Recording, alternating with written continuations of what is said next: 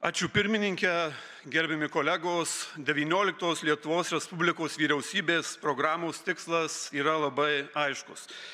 Tai grąžinti valstybę į darnaus ir tvaraus vystymosi vėžes, kurti valstybę, kuri veikia, valstybę, kuri rūpinasi savo piliečiais ir atliepia jos lūkesčius.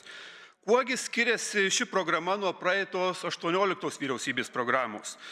Visų pirma, tai daug didesnių dėmesių mokesčių progresyvumui ir mažų pajamų gavėjų apsaugai. Ši programa aiškiai akcentuoja, jog labiausiai pasiturintys asmenys turėtų daug svariau prisidėti prie viešų paslaugų finansavimo, o gyventojų pajamų mokesčio tarifas turi būti siejamas su gyventojų gaunamų pajamų dydžiu, nepriklausomai nuo šių pajamų šaltinių.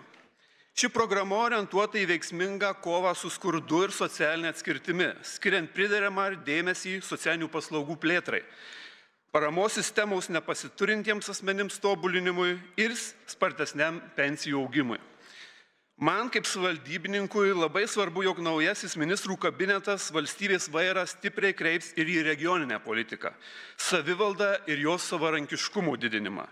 Tai visiškai priešingas orientyras nei tas, kuriuo judėjo ankstesnioji vyriausybė.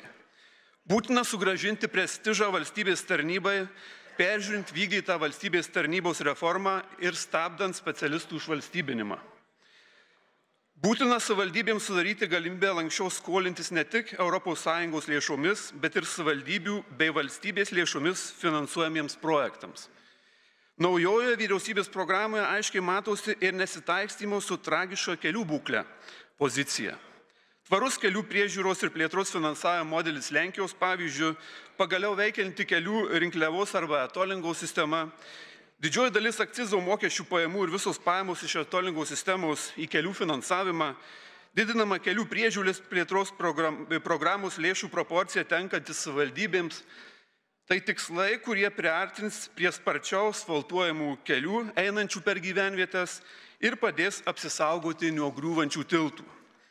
Šios programos nuostatos taip pat atliepia dar šių metų spalio-lapkričio mėnesiais valstybės kontrolės pateiktas audito išvadas dėl būtinybės užtikrinti tinkamą valstybinės reikšmės kelių atkūrimo, priežiūros ir plėtros darbų įgyvendinimą, bei būtinybę tobulinti tolimų susisiekimo paslaugų kokybę ir prieinamumą. Naujoji vyriausybė privalo keisti nusistovėjusį požiūrį, jog yra dvi Lietuvos – Vilnius ir likusi Lietuva. Tai dar vienas aiškus šios ir buvusios vyriausybės programų skirtumas.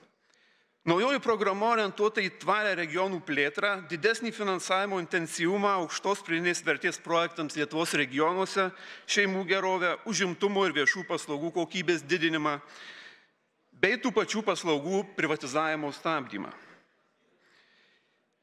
Taip, niekas nesako, iššūkiai laukia tikrai dideli. Valstybės laivas per praėjusius 4 metus pametė gerovės kursą ir nudreifavo ant seklumos.